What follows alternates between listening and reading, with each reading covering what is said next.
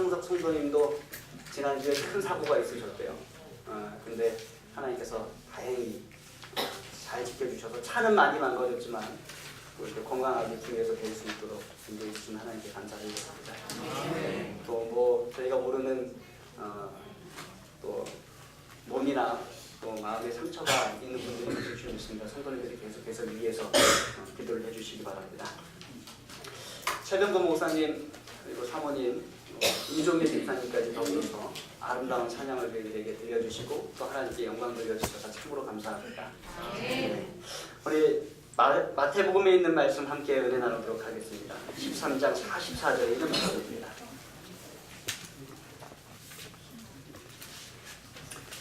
마태복음 13장 44절.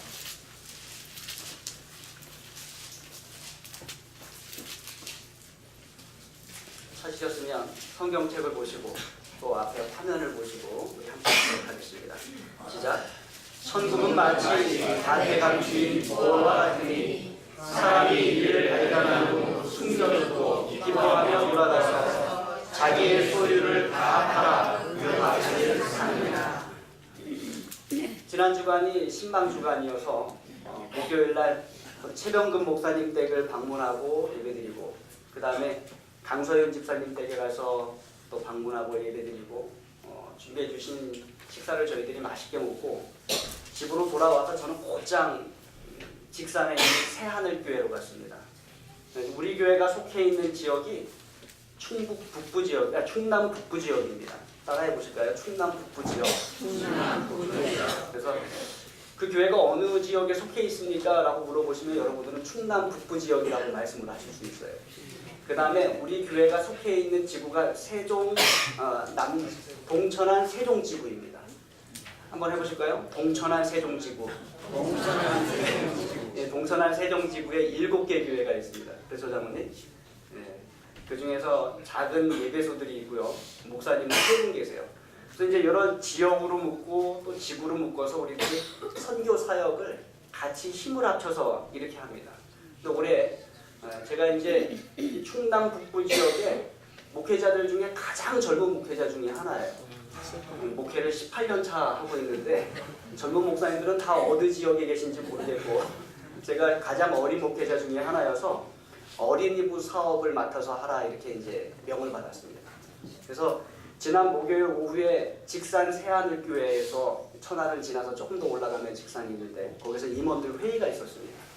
그래서 방문 마치고 급하게 또 1시간 운전해서 달려가서 거기 있는 이제 목사님들과 같이 1시간 넘도록 또 회의를 하고 밖을 나와 봤더니 들어갈 때는 잘 보이지 않았는데 이제 회의가 다 끝나고 나서 마음이 좀 여유가 놓이니까 나와서 보이는 장면이 하나 있었어요.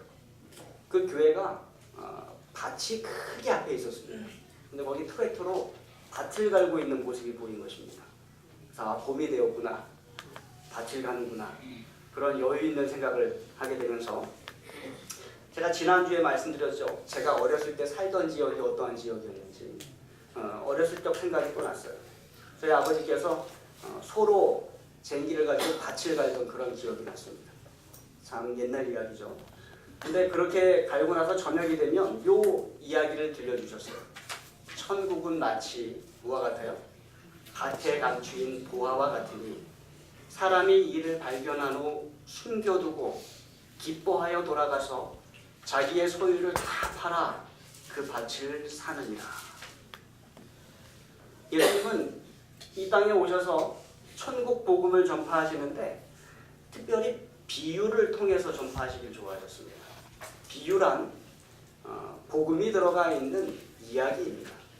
주변에 있는 이야기들을 통해서 예수님께서 천국 복음을 전파하신 것이에요. 특별히 마태복음 13장에는 7개의 천국에 관한 비유가 있습니다. 그 중에서 오늘 이 말씀은 가장 짧은 비유예요. 성경절 단 한 절에 들어가 있습니다. 다시 한번 읽어보시면 천국은 마치 뭐 같아요? 밭에 간 주인 보아와 같습니다. 사람이 이를 발견한 후 숨겨두고 기뻐하여 돌아가서 자기의 소유를 다 팔아서 그 밭을 사느니라. 영어 단어로는요 다소 차이가 있겠지만 번역마다 32개 단어를 사용합니다.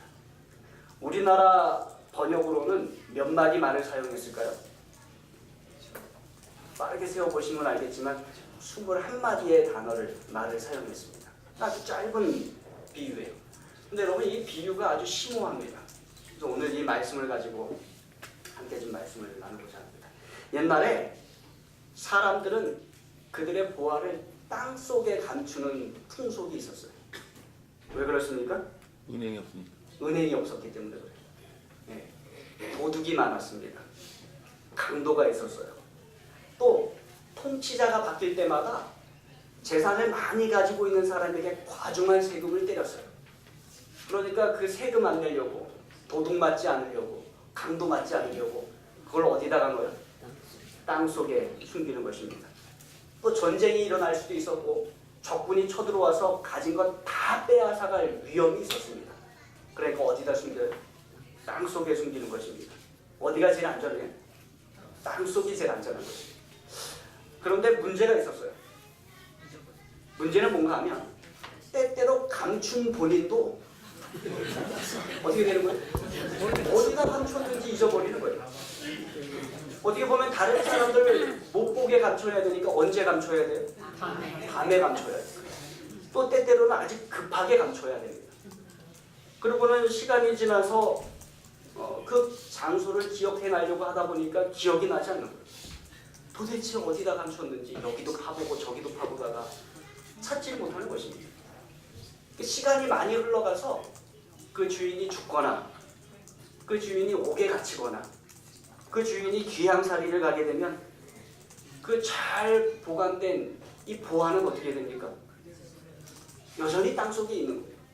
그러다가 원래의 주인이 아닌 어떠한 운 좋은 사람이 뭐 하다가 밭을 갈다가 그 부화를 발견하게 되고 그 수하에 가져가게 되는 경우가 생긴 것입니다.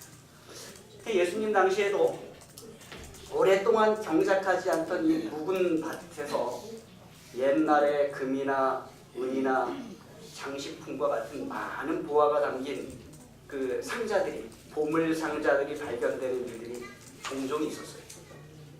그러니까 예수님께서 이 이야기를 들려주실 때 사람들에게 이 이야기는 어떠한 이야기예요? 친숙한 이야기예요. 저기 먼 동네에서 아니면 옆 동네에서 어떤 때는 우리 동네에서도 일어났던 그러한 이야기입니다. 당시 가난한 사람들은 부자들에게 경작할 땅을 빌려서 서로 그 밭을 갈고냈어요. 그러다가 뭐가 탁 걸리는 거예요. 그러면 사람들이 바위인가 돌인가 파보다가 뭐가 드러나는 거예요? 보화가 드러나요. 이게 얼마나 큰 축복입니까? 당시 이러한 보화를 발견한 대다수의 사람들은 이 큰 재물을 얻을 수 있게 된 것을 감사하면서 어떻게 했어요? 다시 감췄어요. 그 밭에다 다시 감추는 것입니다. 그대로 묻어두고 어디 가요? 집에 갑니다. 그리고는 그 보화가 묻힌 밭을 사기 위해서 그가 가지고 있는 모든 것을 다 팝니다.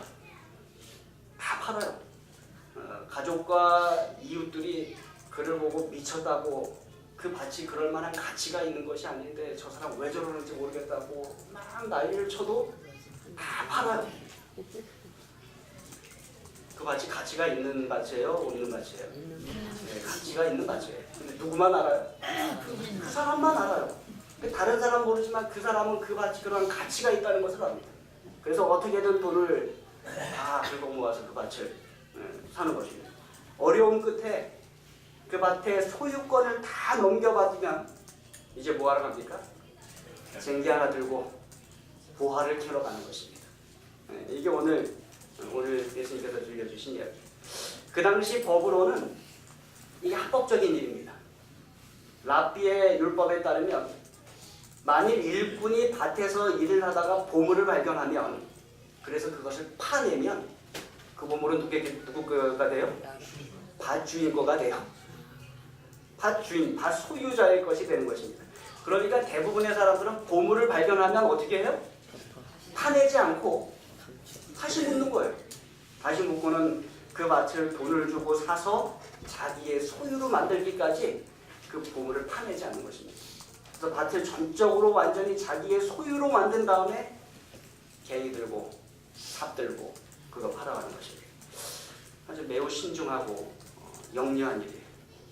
이게 당시 밭을 갈다가 이 감추인 보화를 발견하고 호들갑을 떨다가 주인에게 그 보화를 뺏긴 사람이 있었을까요? 없었을까요?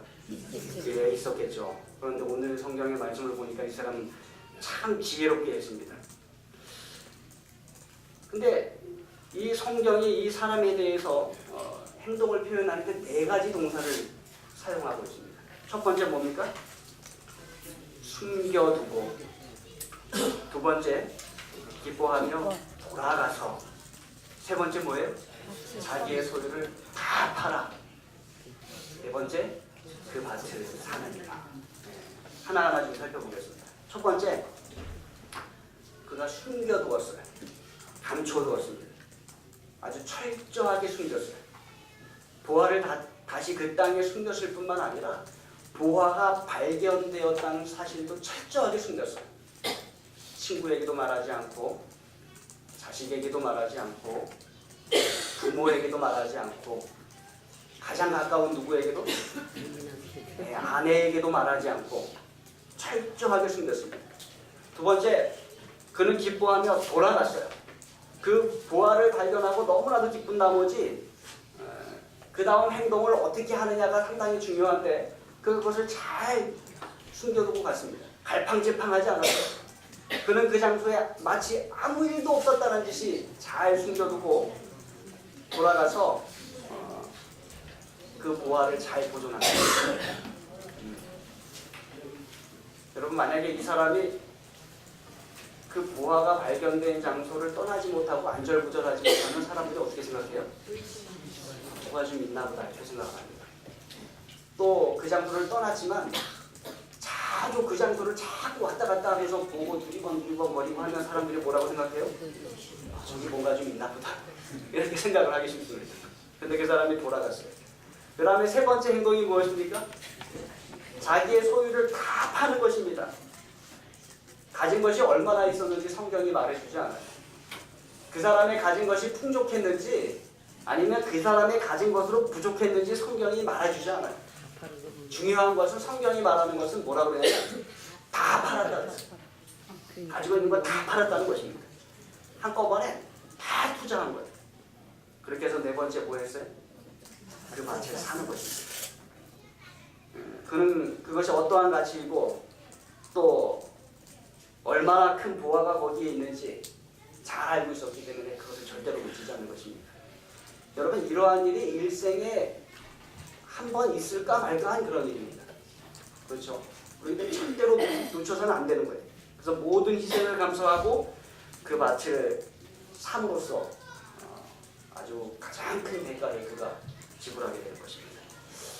이렇게 말씀을 읽으면서 문제가 있어요. 여러분, 그 문제가 좀 느껴지셨습니까? 말씀을 들으면서 뭔가 좀 마음에 불편함이 생겨요. 불편함이 좀 생기셨어요? 네. 그리스도인으로서 하게 좀 문제가 있는데 예수님이 왜 이렇게 얘기를 하셨을까? 도덕적인 문제가 생겨요. 이 사람이 정직했습니까? 정직하지 않았습니까? 정직하지 않았어요. 만약에 이 사람이 정직한 사람이라면, 만약에 이 사람이 그리스도인이라면 어떻게 하는 것이 맞아요? 그렇죠. 밭 주인에게 가서 이야기하는 것입니다.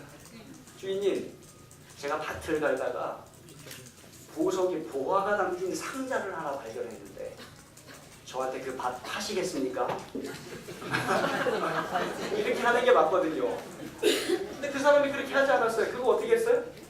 다 숨겨두고 모든 사실 다 비밀로 하고 철저하게 숨긴 다음에 가서 밭을 구입하고 보화를 자신의 소유로 만들었다는 것입니다. 여러분, 만약에 이렇게 밭을 구입하게 되면 그 마을에 문제가 생길까요? 안 생길까요? 네, 뭐 생각해 보십시오. 우리 교회가 이 한 마을입니다. 우리가 다 한 마을에 사는 사람들이에요. 누구라고 예를 들기가 참 고민해가지고 생각하다가 이충구 집사님을 골랐어요. 젊고 이충구 집사님이 농사를 짓기로 생각을 하고 이종문 장모님한테 가서 밭을 빌렸어요. 그래서 트랙터로 밭을 가는데 뭔가 탁 하고 걸리는 것입니다. 그래서 이 돌인가 큰 돌인가 해갖고 파내려고 가서 내려봤더니 뭐가 있어요? 금은 보화가 가득한 상자가 하나 거기에 들어있는 것입니다. 그래서 그거를 딱 보고 나서 이충구 집사님이 여러 가지 생각이 들겠죠. 그러다가 어떻게 하기로 결정해요? 그것을 숨겨두기로 결정합니다. 잘 숨겨두고 아주 마음이 두근두근거리면서 집으로 돌아갑니다. 그리고는 직장도 때려치고 퇴직금 받고 가지고 있는 걸 다 팔아서 뭘 사러 가는 거예요? 밭을 사러 가는 거예요. 아마 이종문 장모님이 밭을 좀 터무니없이 비싸게 불렀는지 모르겠어요. 그러면은 어머니 신영순 집사님한테 가서 있는 돈 좀 다 한번 융통해 보시라고. 그래갖고 그 돈을 다 모아서 이종문 장모님한테 밭을 삽니다. 그리고는 보화를 캐내어서 아주 부자가 되셨어요. 여러분 이러한 이충구 집사님 어떻게 생각하십니까? 우리가 한 마을에서 같이 살 수 있겠어요? 밭을 판 이종문 장모님은 어떻게 되십니까? 제가 같이 네, 뭐 이종문 장모님은 그렇다 치시고 그 부인 되시는 조영숙 집사님은 어떻게 되세요? 아마 그 집안이 난리가 날 거예요.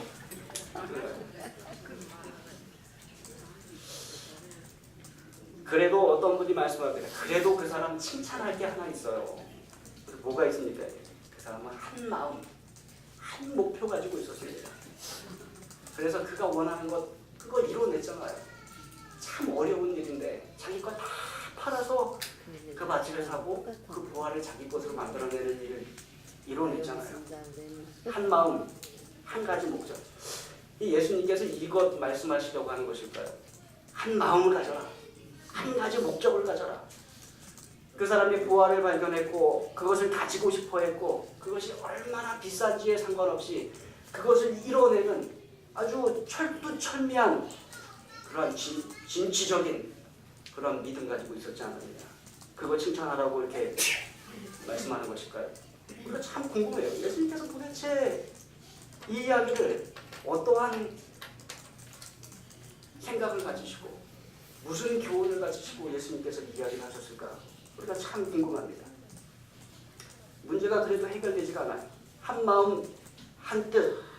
우리가 다 이 세상 살아가다 보면 참 그럴 때가 있어요. 뭔가를 꼭 이루고 싶은 그런 일이 있습니다. 뭔가를 꼭 성취해내고 싶은 그런 것이 있어요.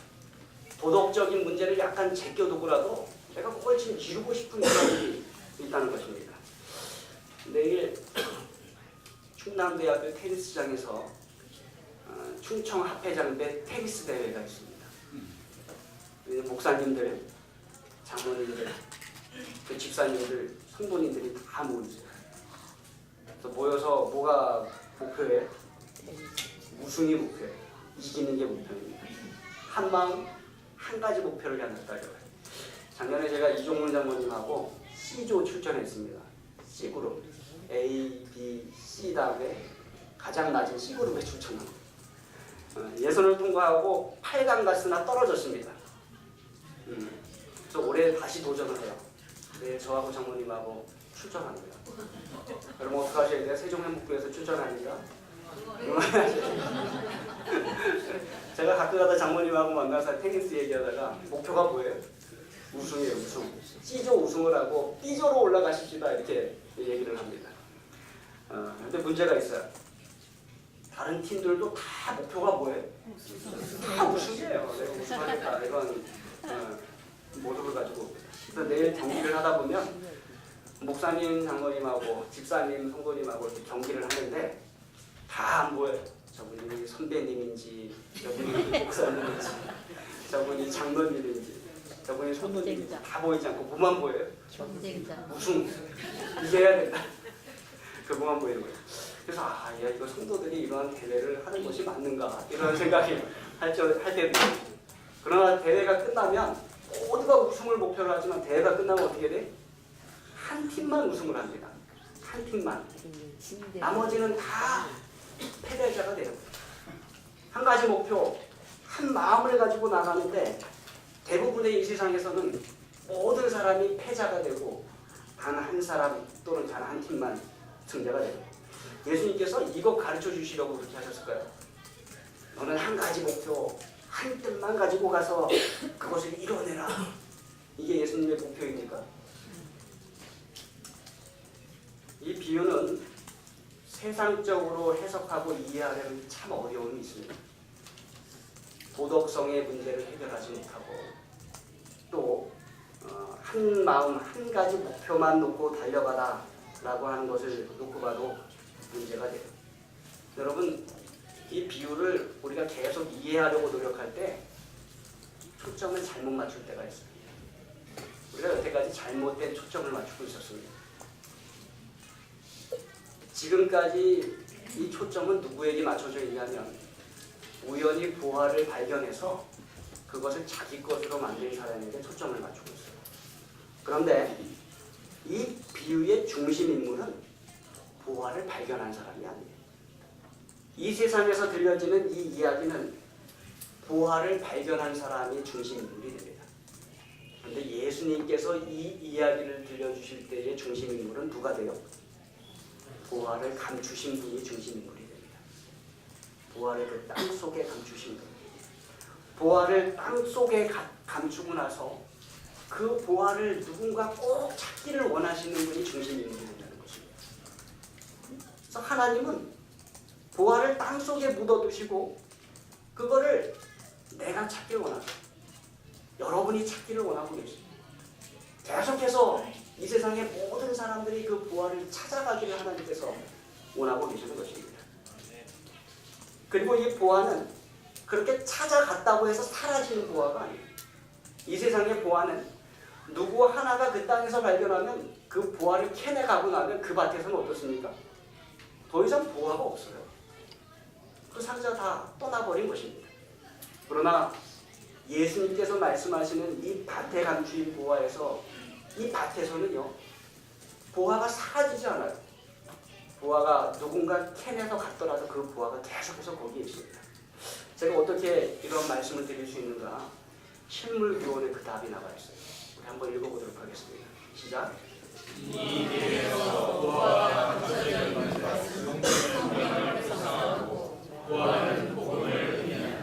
뭐라고 말씀하고 계세요?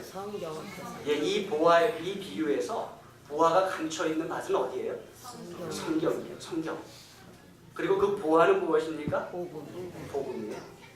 그래서 이 비유는 세상의 이야기가 아니고 천국에 관한 이야기를 여러분 기억하시기 바랍니다. 천국에 관한 이야기. 그리고 나서 이제 우리가 다 이해가 됩니다. 아, 하나님께서는 이 성경에 복음이라는 보화를 다 담아놓으셨어요. 이게 밭이에요. 얼마나 많은 복음이 여기 들어가 있는지 모릅니다. 십자가의 복음, 부활의 복음, 하나님의 사랑의 복음, 성령님의 인도하심의 복음. 아주 많은 보화가 이 책에, 이 밭에 다 들어있다는 거예요. 그리고 하나님께서는 뭐 하길 바라는 거예요? 이 보화가 이 밭에서 발견되기를 계속해서 소망하고 계시는 것이에요. 우리 각자가 다 이 밭에서 그 보화를 캐내서 자신의 것으로 만들기를 하나님은 소망하고 계신다는 것입니다. 여러분, 보물찾기 한번 해보셨습니까? 어떠시던가요? 보물찾기 재밌으십니까? 근데 보물찾기 할 때 보물을 찾는 사람이 있고요, 보물을 숨기는 사람이 있어요. 여러분, 보물 숨기는 사람 한번 해보셨어요? 저는 목회자이다 보니까 보물을 숨길 때가 있어요. 야외 예배 가서 여러 성도님들이 점심 식사하고 계실 때, 아니면 안식일 학교를 하고 계실 때 보물 숨기는 사람은 그 사람의 임무가 뭐예요? 보물을 숨기는 것이 임무예요. 그런데 보물을 숨길 때 법칙이 있어요. 너무 어렵게 숨기시면 안 돼요. 왜요? 찾을 수가 없어요. 네. 그래서 될 수 있으면 눈에 띄면서도 잘 띄지 않는 그런 곳에다가 이걸 숨겨야 돼요. 이게 찾도록 숨겨야 되는 거예요. 이게 보물찾기. 하나님께서 우리하고 보물찾기 하고 계시는 거예요. 보물을 숨기시는데 어떻게 숨기시는 거예요? 너무 어렵지 잃어버리지 않도록 누구나 찾을 수 있도록 그렇게 보물을 숨기시는 것입니다. 근데 보물을 숨긴 사람의 즐거움이 있어요. 어떤 즐거움이? 사람의 보물을 찾을 때 느끼는 즐거움. 그게 아주 즐겁습니다. 그래서 보물을 숨기고 나서 점심 식사가 끝나면 다 소리를 지릅니다. 자, 이제 보물 찾기 하실 시간입니다. 어디부터 어디까지 찾으세요. 그리고 나서는 보물 숨긴 사람도 거기에 같이 가 있어요. 뭐 하고 있는 거예요? 찾는 사람이 찾는 것을 보고 즐거워하는 거죠. 하나님께서 지금 이 성경이라는 밭에다가 천국이라는 보화를 숨겨놓으시고 십자가, 부활, 영생, 축복 그걸 다 숨겨놓으시고 누가 찾나 계속해서 바라보고 계시는 것입니다. 어떻게 보면 이 세상에서 보화를 숨긴 사람은 그것을 어느 누구도 가져가지 못하도록 숨겼지만 하나님은 모두가 가져가길 원하시는 마음으로 성경에다 보화를 숨겨두고 계신다는 것을 아십니까? 우리 하나님이십니다. 여러분 우리가 결심하셔야 돼요. 어떻게 하시겠습니까? 보화가 묻혀있는 이 밭, 이 성경 어떻게 하시겠어요? 날마다 말씀을 연구하셔야 되겠습니다. 실물교훈에 이어서 이렇게 기록하고 있습니다. 제가 읽어드리겠습니다. 밭에서 보화를 발견한 사람은 그 감추인 보화를 얻기 위하여 자기에게 있는 모든 것을 다 내놓기를 주저하지 아니할 뿐 아니라 어떠한 수고도 아끼지 아니하였다. 이와 같이 하늘 보화를 찾는 사람도 진리의 보화를 얻기 위하여 어떠한 수고도 너무 크다고 생각지 않을 것이며 어떤 큰 희생을 요구할지라도 그것이 너무 값비싼 것이라고 생각지 않을 것이다. 여러분 이 세상의 보화보다 더 값지고 귀한 보화가 이 밭에 있음을 기억하시기 바랍니다. 이 밭을 그냥 두시면 안 됩니다. 하나하나 다 파헤치셔야 됩니다. 그 보화를 거기서 찾으셔야 돼요. 보화가 거기 있지만 이 밭을 그냥 두시면 여러분은 보화를 찾지 못하십니다. 그래서 보화를 찾기 위해서 계속 그것을 파셔야 돼요. 날마다 파셔야 됩니다. 참 신기한 것은 하나님께서 숨겨놓으신 그 보화는 하루만 파고 그것을 가져가 버리면 끝나는 것이 아니라 어때요? 계속해서 거기 더 크고 더 놀랍고 더 충만한 그런 보화가 여기 계속해서 남아있다는 것입니다. 하나님은 날마다 우리가 이 보화를 이 밭을 해서 그 보화를 캐기를 원하고 계신 것입니다. 소망하기는 우리 세종한복교의 모든 성도님들이 이 밭을 아주 철저하게 날마다 파는 저와 여러분에게 간절히 바랍니다. 많은 사람들이 이 밭을 소홀히 여깁니다. 가치가 없다고 여깁니다. 그러나 여러분, 저와 여러분은 이 밭이 얼마나 가치 있는지 잘 알고 있어요. 그리고 거기에 있는 보화가 얼마나 큰 건지 잘 알고 있습니다.